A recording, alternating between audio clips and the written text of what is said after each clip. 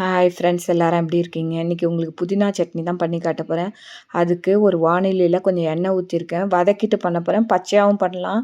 ஒரு வாணலியில் கொஞ்சம் எண்ணெய் ஊற்றி புதினாவை நல்லா வாஷ் பண்ணி கொண்டு வச்சுருக்கேன். தண்ணியை வடிகட்டிட்டு இதை இப்போ அந்த புதினாவை ஒரு பச்சை வாசனை போகிறது அப்படியேவும் பண்ணலாம். இந்த பச்சை வாசனை போகிறதுக்கு கொஞ்சம் ஒரு வதக்கினா நல்லாயிருக்கும். போட்டு வதக்கிட்டு ஒரு பச்சை மிளகா போடுறேன். உங்களுக்கு தேவையான காரத்தை போடுங்க. இஞ்சியும் போட போகிறேன். நல்லா புதினா வதங்கிட்டு இருக்கு. இந்த சமயத்தில் அதுலேயே ஒரு பரட்டி தேங்காவையும் போட்டு வீணாக போகாத இருக்கும். ஆக்சுவலாக இது நைட் அரைச்சதுனால காத்தாலையும் வச்சுக்கலாம். அதனால் அந்த தேங்காவை ஒரு பெரட்டு இந்த சூட்லேயே ஒரு பெரட்டு கேஸை ஆஃப் பண்ணிவிடுவோம். இப்போ என்னென்ன அரைக்கணும்னு சொல்கிறேன். இதுக்கு தேவையான பொட்டுக்கடலையும் கொஞ்சம் போட போகிறேன். டேஸ்ட்டாக இருக்கும். பொட்டுக்கடலை, முந்திரி பருப்பு ஒரு 4 போட போகிறேன். பிடிச்சிருந்தா உங்களுக்கு போடுங்க, இல்லைன்னா ஸ்கிப் பண்ணிங்க. கொஞ்சம் டேஸ்ட்டாக இருக்கும். புளிக்கரைசல் கடுக்காத இருக்க புளிக்கரைசல் கொஞ்சம் வச்சுருக்கேன். இதுக்கு தேவையான உப்பு, பெருங்காயம் எல்லாமே போட்டுருவோம். இப்போ புதினா ஆறின்னு இருக்கு.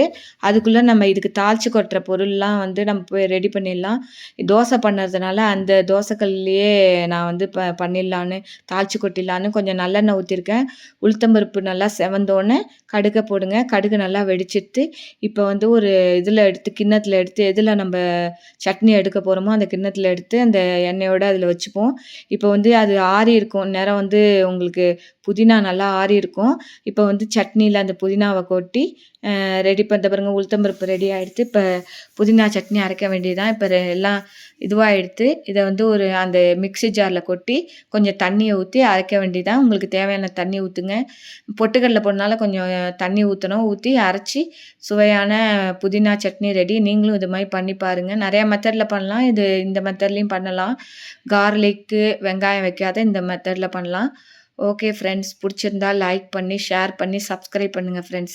இன்றைக்கி எங்கள் வீட்டில் என்ன டின்னர்னால் கோதுமை தோசை. அன்றைக்கி கோதுமை மாவு அரைச்சேன்ல, அதில் கொஞ்சம் வெங்காயம் போட்டு கோதுமை தோசை ப்ளைனாகவும் பண்ணலாம், வெங்காயம் போட்டும் பண்ணலாம். நான் வெங்காயம் போட்டு பண்ணியிருக்கேன். இது பாருங்கள் ரெடி.